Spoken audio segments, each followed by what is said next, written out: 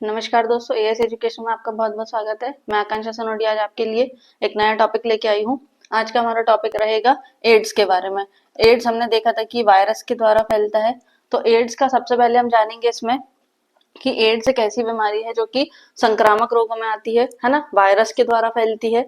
और इसका सबसे पहले डायरेक्ट आपसे क्वेश्चन कैसे पूछा जाता है कि एड्स का पूरा नाम बताइए। तो हमारे पास पहले आता है कि एड्स का जो है फुल फॉर्म क्या होता है। तो एक्वायर्ड इम्यूनो डेफिशिएंसी सिंड्रोम, है ना। ए से क्या हो गया, एक्वायर्ड हो गया। आई से क्या हो गया, इम्यूनो हो गया। डी से डेफिशिएंसी हो गया और एस से क्या हो गया, सिंड्रोम हो गया। तो इसका पूरा नाम क्या हो जाएगा, एक्वायर्ड इम्यूनो डेफिशिएंसी सिंड्रोम हो जाएगा।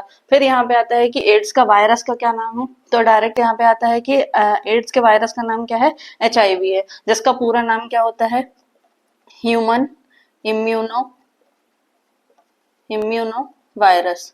ठीक है, तो इसका भी नाम आपको याद हो गया कि HIV जो है उसका फुल फॉर्म क्या होता है, ह्यूमन इम्यूनो वायरस होता है, जो कि एड्स का वायरस होता है, जो इसका वाहक रहता है, जिसके थ्रू एड्स फैलता है।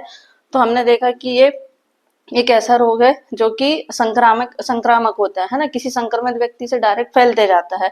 तो कैसा होता है, इसके कारण क्या हो जाते हैं कि जैसे अगर किसी को एड्स हो गया तो उसमें क्या होगी, मनुष्य की जो संपूर्ण प्रतिरक्षा प्रणाली है, जो उसका इम्यून सिस्टम है, वो पूरी तरह से क्या हो जाएगा, नष्ट हो जाएगा। उस पर कुछ भी काम करने की क्षमता नहीं बचेगी। इस तरह का ये रोग रहेगा। अब अपन इसके कारणों को जानेंगे कि ये किस तरह से फैलता है।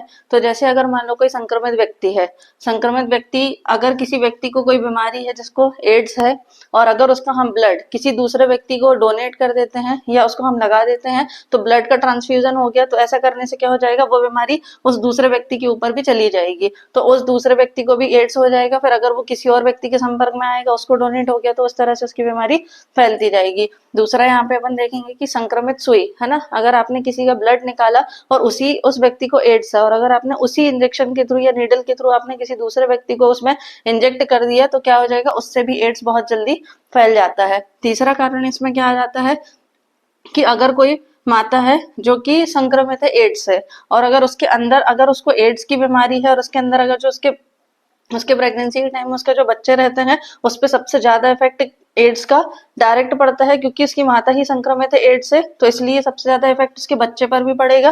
तो इस तरह से उसको भी एड्स होने का पूरा पूरा प्रभाव पड़ेगा। फिर संक्रमित व्यक्ति के, अगर कोई संक्रमित व्यक्ति है, अगर उसने रेजर वगैरह चलाया है ना, टूथब्रश अगर उसका किसी ने यूज कर लिया, तो उससे भी एड्स जो है वो फैल सकता है।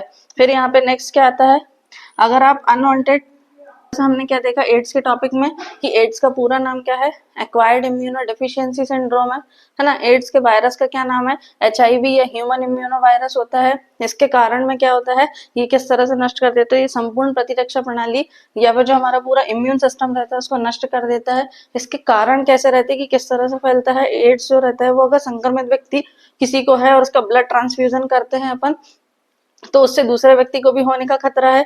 फिर अगर संक्रमित नीडल या सुई के द्वारा अगर हम किसी दूसरे व्यक्ति को भी लगा देते हैं, और अगर उसको पहले से ही एड्स है, तो उससे भी एड्स फैल जाएगा। अगर उसको एड्स है, तो उसके घर में पल रहे बच्चे पर भी उसका डायरेक्ट इफेक्ट पड़ेगा और उसको भी एड्स होने की संभावना रहेगी। संक्रमित व्यक्ति को अगर किसी आप रेजर या टूथब्रश, जो हमारी स्किन से चीजें उसकी टच हो रही है, तो उससे भी एड्स हो सकता है। और अगर आप असुरक्षित यौन संबंधों के द्वारा भी एड्स हो सकता है। तो इस तरह से हमने देखा कि एड्स किस तरह से होता है, और अब इसके रोकथाम और इसके लिए जो दवाइयां बनाई गई हैं उनके बारे में जानेंगे।